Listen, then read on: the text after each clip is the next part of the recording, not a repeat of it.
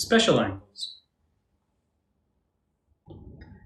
So we're going to look a little bit more closely at angles related to 90 degrees, 180 degrees, and 360 degrees here. So let's look at a 90-degree angle. This time let's split it up into a 20-degree angle and a 70-degree angle. And whenever we have two angles like this inside a 90-degree angle, they're obviously going to add up to 90 degrees, and we call these complementary angles.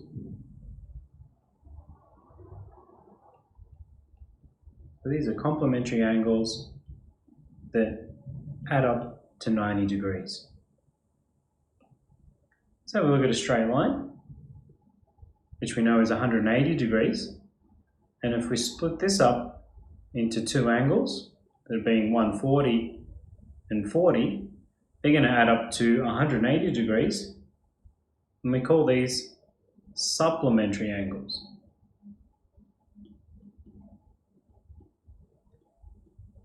So complementary angles add up to 90 and supplementary angles add up to 180 degrees.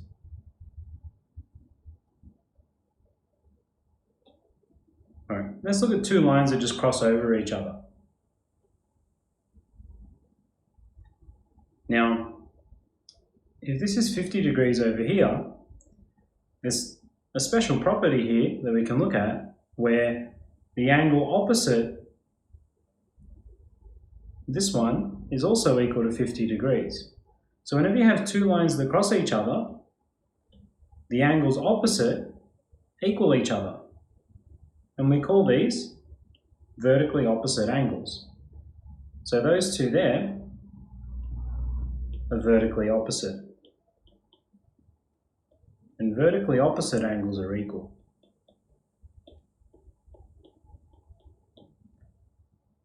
So let's use the fact that we just looked at supplementary angles on a straight line.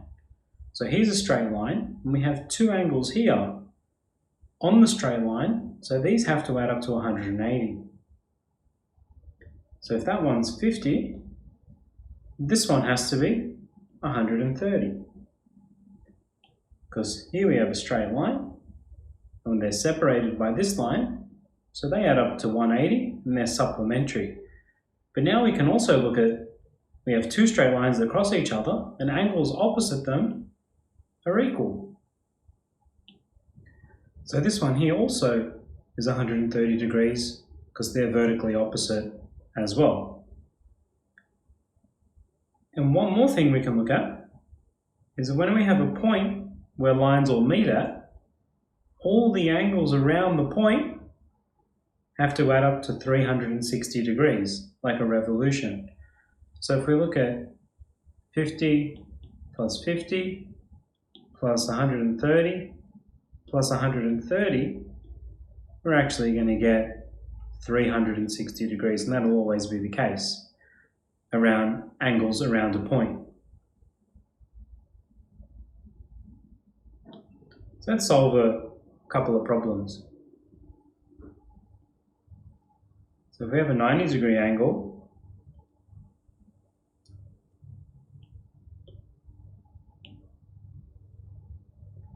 and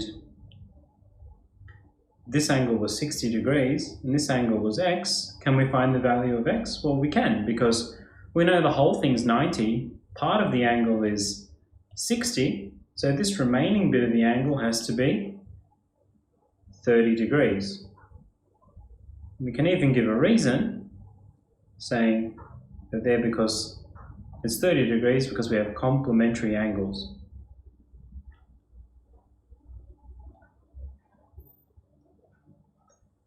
Let's have a look at another one. Let's have a straight line.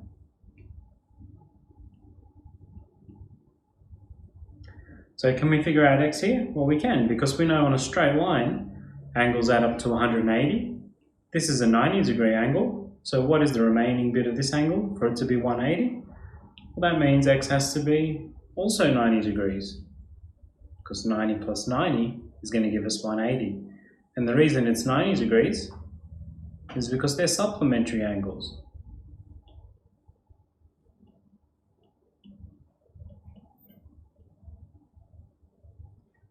Let's look at one more.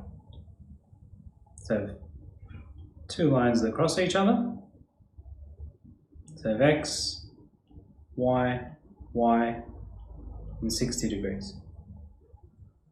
Now, we can use the fact that when we have two straight lines that cross each other, opposite angles are equal. That's why I wrote y and y, because I know that they're going to be equal to each other because they're opposite. And these ones are opposite, so they have to be equal to each other. So let's figure out x first.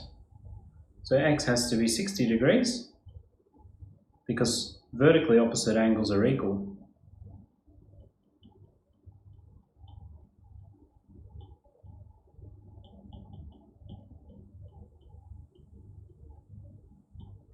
Okay. Now, we can use the fact that we have a straight line here, and these two angles lie on the straight line, and they have to add up to 180. We've already got 60 here, so y has to be 120 degrees. And that's because we have supplementary angles.